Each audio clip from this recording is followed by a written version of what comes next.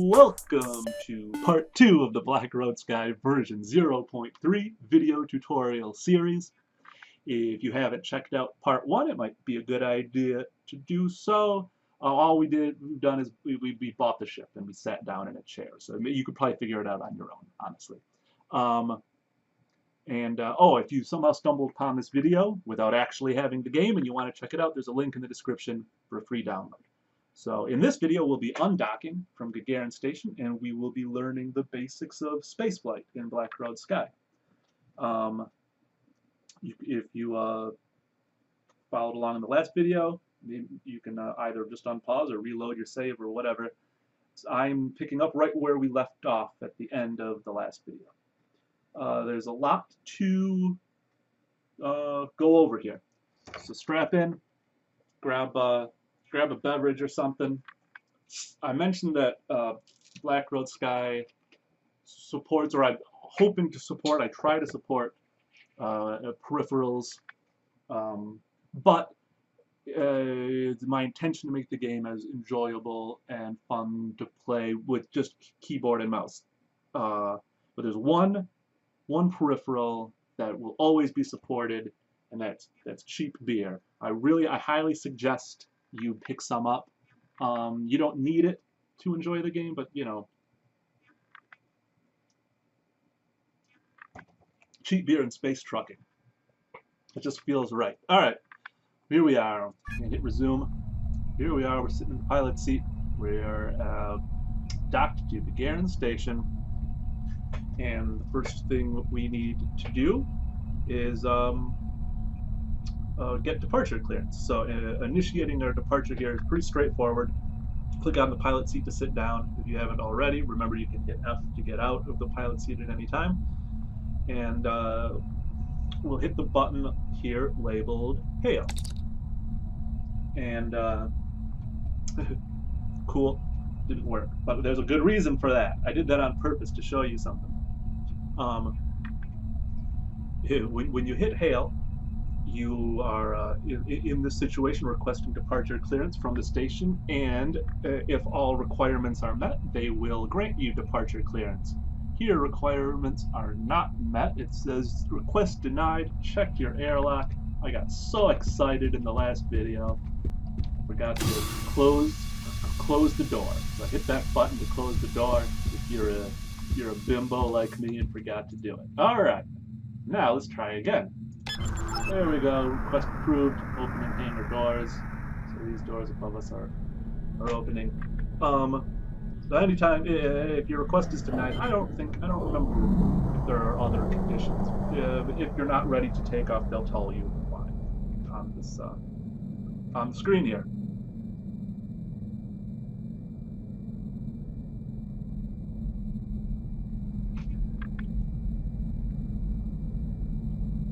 Alright. And we are thusly exposed to the breathtaking vacuum of space. You can press F1 to get an exterior view of the ship. This is navigationally useless. It's just for the 6 screenshots. If you want to take some 6 screenshots of my terrible art assets, you can hold the right mouse button, just sort of orbit around. There's the planet that we are in orbit above, and you can hit F1 to get back into the cockpit, which is where you will want to be.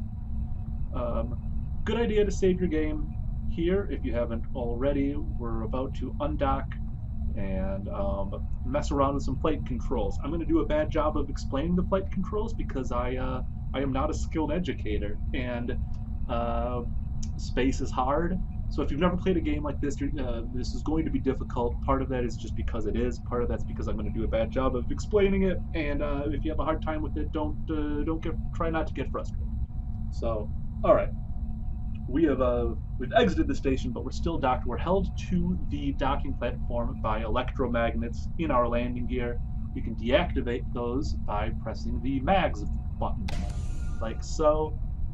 We are now free of the station and floating very slowly upwards relative to the platform. Okay. Now, start looking at these console buttons. So these 4 buttons here are used to shift the ship's engines into different modes. We are currently in docking mode, which is a very low-powered and accurate but fuel inefficient mode, and not what we want for departing the station. What we want for departing the station is maneuver mode. You can switch modes by pressing these buttons. You can also use the default keyboard shortcuts, which are the arrow keys. I've arranged these on the console, up, down, left, right. Those are by default mapped to the up, down, left, right keys on your keyboard. Or, of course, you can always just click the button. But if we click the button, nothing's happened. Much like the way the station wouldn't let us depart unless if all prerequisites were met. We can't switch out of docking mode until our landing gear is stowed. All we have to do is hit the gear button here. The landing gear status changes to in motion. In a moment, it will switch over to stowed, and once it does, we can safely shift into maneuver mode, which gives us a little more power, actually a fair amount more power, and a little actually a fair amount. Let's get it right. And is also a more fuel efficient mode. All right, so we're going to get in the weeds here. In maneuver mode, we have 3 sets of thrust control: attitude, translation, and main engines, and we'll practice with all of them shortly. I'm going to give a quick overview of them first. Attitude control adjusts your ship's orientation. So this is your ship: pitch, roll, yaw. Not actually adjusting the position of the ship in space, just its orientation. And those controls are by default bound to WASD, Q, and E. Translation controls your position in space, or your velocity relative to your orientation: up, down, left, right. Left, right from my perspective, you get it forward, backwards. And those are bound to the I, J, K, L, U, and O keys. All right, and then finally we've got the main engines, which are basically just powerful forward translation thrusters for making large orbital maneuvers, large velocity changes. And these are controlled by raising and lowering your throttle with the left shift and left control keys. So we're going to start by looking at translation. And what I'm going to do is sort of back away from the station. I'm going to hold the K key for, I don't know, a couple of seconds. And I'm going to hold the O key just for a fraction of a second as well, to give myself a little upward velocity. K is backward translation, I is forward translation, O is upward translation, U is downward translation, and then J is left, L is right. So I'm going to let myself drift away from the station a bit, and now what I want to do is use my translation controls to sort of park my ship here. You'll notice I pressed the buttons just for a second, just for a fraction of a second, and we're just going to keep drifting. There's no air resistance in space to stop us. So if I want to stop the ship, I have to make opposite thrust maneuvers. So I pressed K to back up. I'm going to hold I for roughly the same amount of time in order to nullify that. I pressed O to give myself a little bit of upward. I'm going to press U to give myself a little downward. And you can play with those. And no matter how hard you try, unless if you've played this game before or you understand how to use you know what, let's just do that. No matter how hard you try, you're going to be drifting a tiny little bit. So I just did my best there to park, but you can see I'm still drifting away from the station.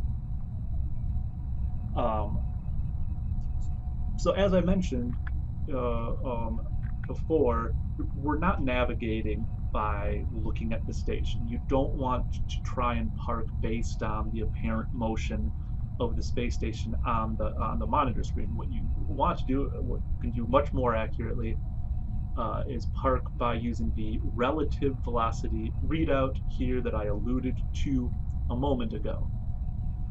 So here I can see that I'm moving at a little more than 2.6 meters per second relative to the station.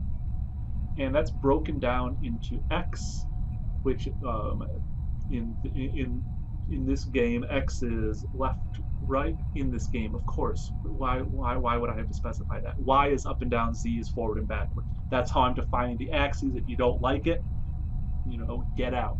No, don't get out. I'm sorry. That was, I don't know why I'm getting so defensive about how I labeled the axes. Okay.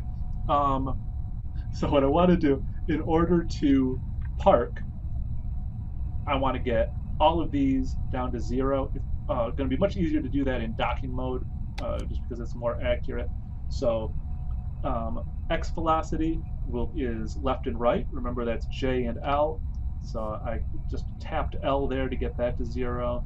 Y needs to go up a little bit, so I'm going to hit O, get that to 0 as close as I can. And then Z is forward and backward. It's negative, so we're traveling backwards relative to the station. I'm going to hold I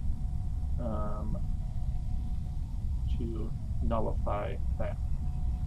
This is, and I'm just doing this. I want to park myself here so that we can see the station, so that we have a frame of reference. Okay, so these are going to drift a little bit. Don't worry about it. But we are pretty well parked here. So I'm moving at 0.3 meters per second relative to the station, and I'm going to flip back into maneuver mode. So that hopefully gives you an idea of how the translation thrusters work. Feel free to play around with them here before moving on. So I'm now parked here, 1.3 kilometers away from the landing platform, from the station. So note, though, that we're still moving. It looks like we're not, because we we engineered our situation such that we are moving at the exact same speed as the station in front of us. But in fact, our ship and Gagarin station are both zipping around the planet here at nearly 8 kilometers per second. So we're still moving. It's important to keep in mind that all motion is relative. The reason that this is a low number is because it is relative to our current target of Gagarin station. So we're going to take a look now at the attitude controls, which, as I mentioned, are bound to the WASD plus Q and E keys. So you start by just applying a little bit of yaw with the D key. I'll just hold the D key for like a second, and you can see it gets us spinning around. And you only need to apply a little bit, as I mentioned, no air resistance to slow us down. So the ship is just going to keep rotating like this until we apply an opposite force. So we'll let the station sort of swing out of view, and the planet begin to swing into view. And then I can hold the A key to kind of try to nullify that. And I can do my best to press A and D to sort of come to a stop there. Now, you'll probably find that completely nullifying your rotation is easier said than done. Luckily, the ship is equipped with a gyroscopic rotational dampener activated by holding the tab key. Holding the tab key will kill any small amounts of rotation left. Actually, it will very slowly kill large amounts of rotation as well, but it's really ineffective for nullifying large amounts of rotation. So you kind of want to get as close as you can by using the attitude controls, and then you can hold tab to steady yourself out there, to finish the job, if you will. All right, so we can no longer see the space station. and we can sort of imagine its relative position using the readout here, but that's not particularly convenient. Even if you've played the game a lot, it's difficult to know where the station is just by looking at those numbers, even though it's technically possible. But a much better option is to use our ship's sensor display, which is activated by pressing the Sends button here. So we can click on the display to focus in on it, and we can zoom in and out with the buttons labeled zoom in and out, like so. So we can see Gagarin Station here, represented as this little square.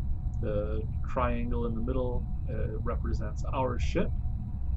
So now, even without really looking at the monitors, just looking at the sensor display here, I can see I need to apply a little yaw to the left here in order to bring the station back into view. And as the station comes around, you should also see it swinging around into view on the monitors. And I'll try to kind of stop myself here, pointing right at it, more or less,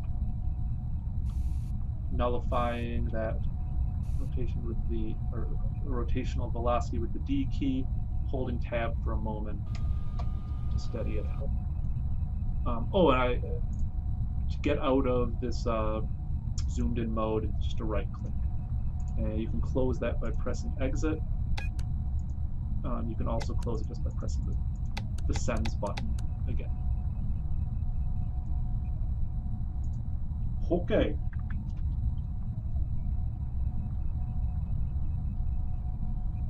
In addition to yaw, we've got pitch controls bound to S and W, like so. And then we have roll bound to E and Q, like so. Worth practicing with all of these. Hold tab to steady yourself out once you get close. Note that all of these maneuvers are burning fuel. We haven't burned a ton, but everything, here I'll yaw a bit, and you can see that's burning fuel. The rotational dampeners that we use by pressing tab do not burn fuel. Those burn electricity, which does not yet exist in the game. So that's for free. So other than that, every maneuver does burn fuel. Not a ton, but refueling does cost money, so it's worth keeping that in mind. By now, you've certainly noticed this. You've either noticed, hey, what's this bizarre spherical mechanism here, or you've noticed, like, hey, there's the nav ball from KSP. It's true. This is called a nav ball. We'll be talking about it in more detail later. Just wanted to mention it right now. It's a useful way of keeping track of your ship's orientation. So this orange line with a dot in the middle represents the nose of the ship. The black half of the ball is above the solar system's reference plane, and the white half is below. So you can notice how it reacts to attitude changes. So if I pitch up, I'm basically pointing straight up now relative to the solar system. I'm now back in line with it, but upside down. Upside down and right side up are arbitrary distinctions, but useful ones nonetheless. And I'll just let myself keep swinging around here.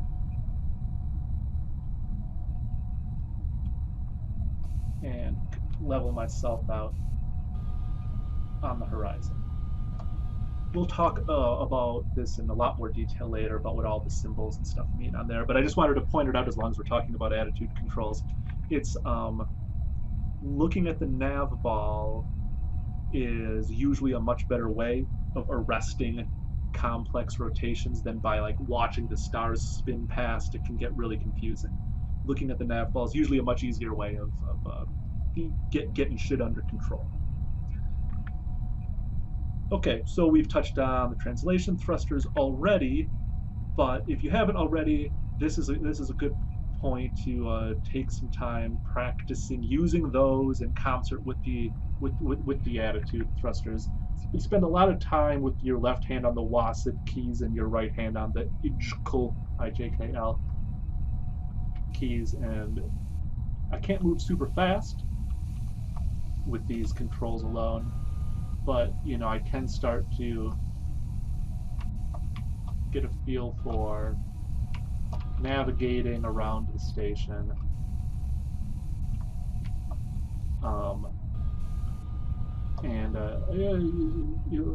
It's certainly a lot to keep track of, and it's going to probably going to take a little bit of practice getting used to it.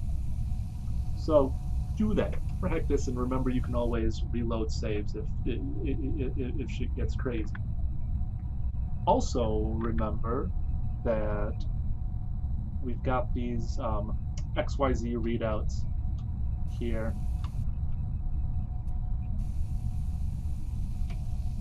Not even looking at the station, right? I'm just looking at those, getting them close to 0, and doing that parks me next to the station.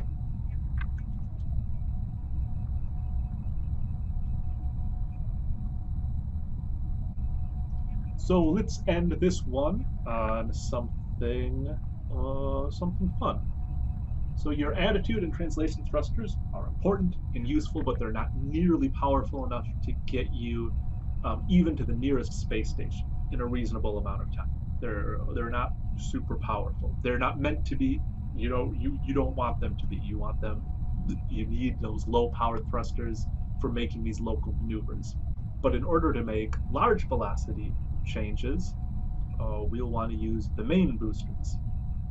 These, if I hit F1, main boosters are the soup cans hanging off of the toothpicks sticking out the side of your ship. These are basically super powerful forward translation thrusters. And unlike the thrusters that we've used so far, these operate on an adjustable throttle. So let's point ourselves towards open space. Doesn't really matter where. How about there? Point ourselves towards open space. Stabilize ourselves. And get ready to throttle up, which we will do with left shift. Just for fun, I'll hit F1 here.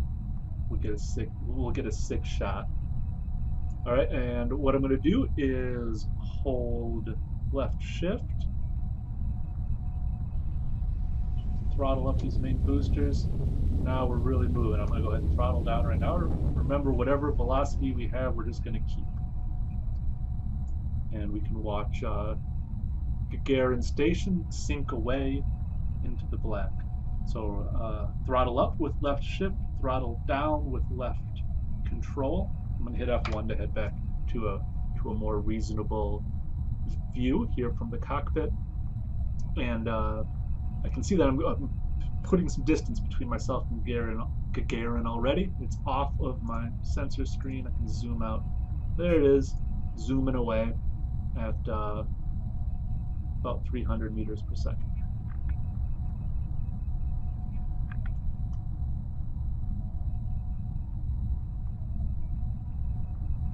Okay, so those are the basics of spaceflight. We will pick up in part 3 right where we're leaving off here, out of visual range or nearly out of visual range of Gagarin, and just zipping ever farther away. If you took off in a different direction than I did, it's fine. It's not a big deal. we'll be going over sort of general solutions to rendezvous problems, and that's what we'll be doing. We'll be performing a close range rendezvous, making our way back to Gagarin, and learning how to dock. And that'll be part 3. See you there.